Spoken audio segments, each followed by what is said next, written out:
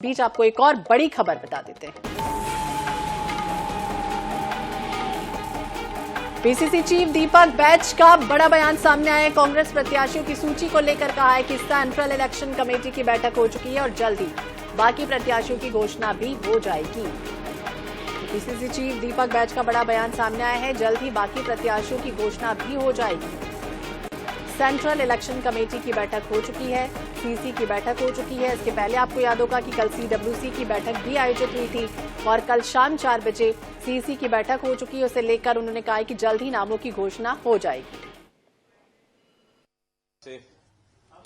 27 तारीख का नामांकन का फर्स्ट फेज का लोकसभा चुनाव का नामांकन शुरुआत हो गई है और कांग्रेस अपने स्तर से पार्टी स्तर पर पूरी तरह की लगातार बैठकों का दौर का चल रहा है और लगातार हमारे एक्स एमएलए और प्रभारियों की जिम्मेदारी दी गई है, वो लगातार बैठकें कर रहे हैं। हमारी पूरी तैयारी प्रथम चरण के लिए कांग्रेस का पूरी तैयारी है।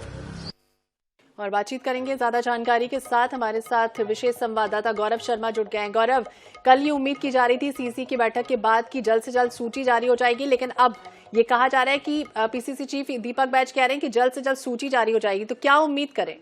निश्चित रूप से कल ही इस बात की प्रतीक्षा की जा रही थी कि सूची आ जाएगी, लेकिन अब तक नहीं आई और ये इस बात के संकेत दीपक बैच देते हुए नजर आ रहे हैं कि आज शाम तक की सूची जो है वो आ सकती। 5 सीटें बची हुई है, जिनमें पीसीसी चीफ दीपक बैच की परंपरागत लोकसभा सीट बस्तर भी है, जहां से वर्तमान में भी सांसद है, लेकिन अब तक कांग्रेस इन सीटों पर प्रत्याशियों के नामों की घोषणा नहीं कर सकी।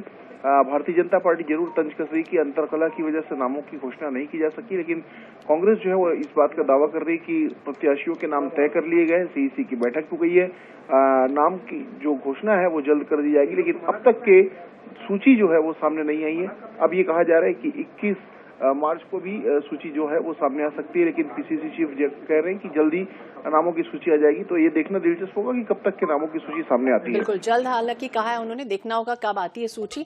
नजर बनाए रखिए। बहुत बहुत शुक्रिया गौरव बातचीत करने के लिए, जानकारी के लिए।